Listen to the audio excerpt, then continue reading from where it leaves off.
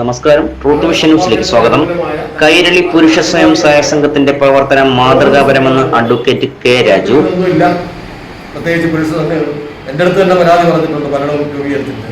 സ്ത്രീകൾക്ക് ഈ ആനുകൂല്യങ്ങളെല്ലാം ഉണ്ട്, ഞങ്ങൾ ഇങ്ങനെ രൂപീകരിച്ച് വരുന്നിട്ട് ഇന്നത്തെ പ്രത്യേകിച്ചൊന്നുമില്ല എന്ന ഒരു പരാതി.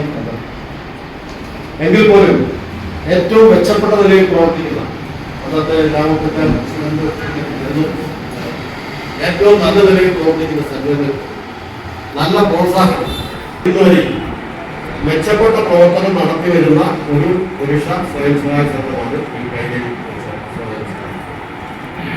സംഘത്തിന്റെ 19ാം വാർഷികവും കുടുംബ സംഗമവും ഉദ്ഘാടനം ചെയ്ത് സംസാരിക്കുകയായിരുന്നു അദ്ദേഹം. സംഘം പ്രസിഡന്റ് ബി സുദേവൻ അധ്യക്ഷത വഹിച്ചു. രക്ഷാധികാരി ബി മുരളി സ്വാഗതം പറഞ്ഞു. സെക്രട്ടറി ബി വേണുഗോപാൽ റിപ്പോർട്ടും കണക്കും അവതരിപ്പിച്ചു.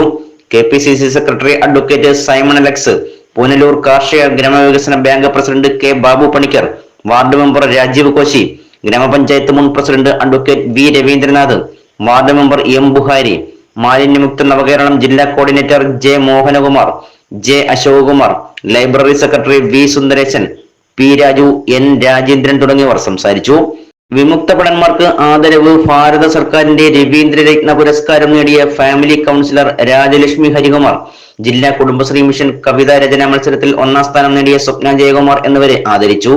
വിവിധ പരീക്ഷകളിൽ ഉയർന്ന മാർക്കുകൾ വാങ്ങിയ വിദ്യാർത്ഥികൾ, +2 SSLC വിജയികൾക്ക് അനുമോദനം തുടങ്ങിയവയും നടന്നു. Truth vision news, Panachavila. നമ്മുടെ ഒരു സാമൂഹിക അന്തരീക്ഷത്തിന് തന്നെ ഒരു വലിയ പുരോഗതി ഇതാണ്.